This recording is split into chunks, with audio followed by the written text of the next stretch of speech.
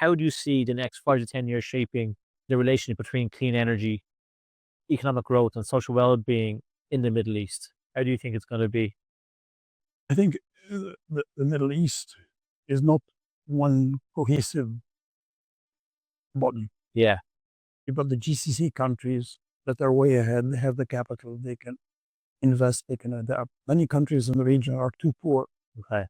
What do I do in Sudan, UK, even in Egypt, major countries, and one of the biggest countries in the Middle East with a large population. So the ability to adapt and to mitigate risk because of climate change is different across the countries of the region. So what we need to do is that GCC countries, I think, have got to able think regionally. Yeah. Yeah. There are many reasons because we're facing the same issues. So, for example, I'm in favor of having a climate bank, establishing a climate bank. Yeah. I think the GCC countries can help.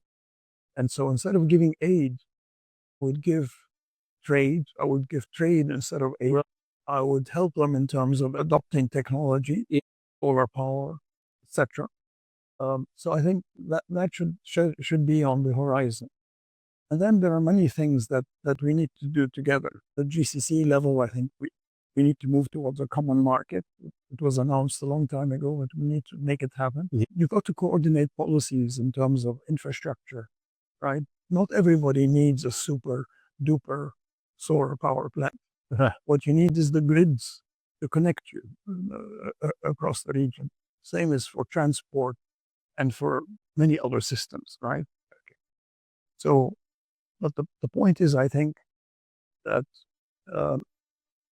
I'm for one, I'm optimistic in terms of the future because we have access to the technology.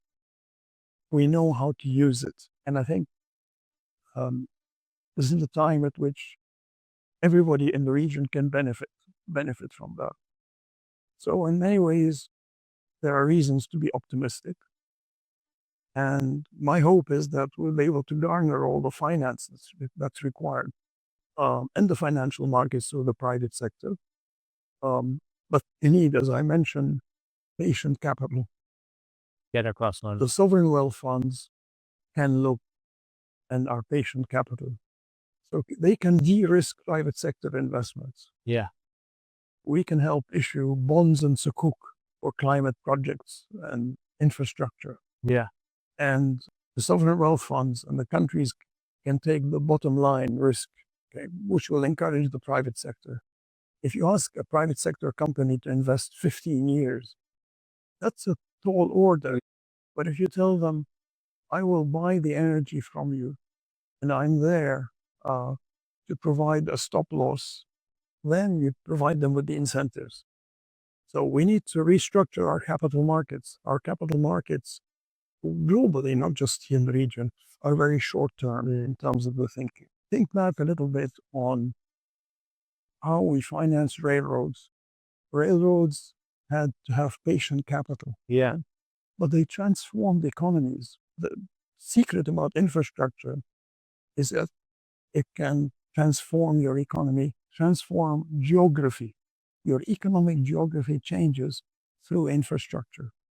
The type of infrastructure we need today is very clear. We know what is required from a sustainability and climate risk point of view.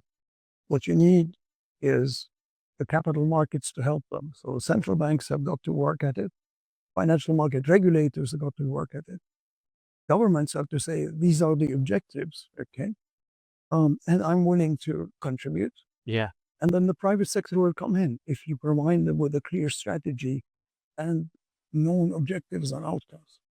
What gives you hope that economic systems and clean energy markets can evolve fast enough to address the climate and sustainable challenge globally?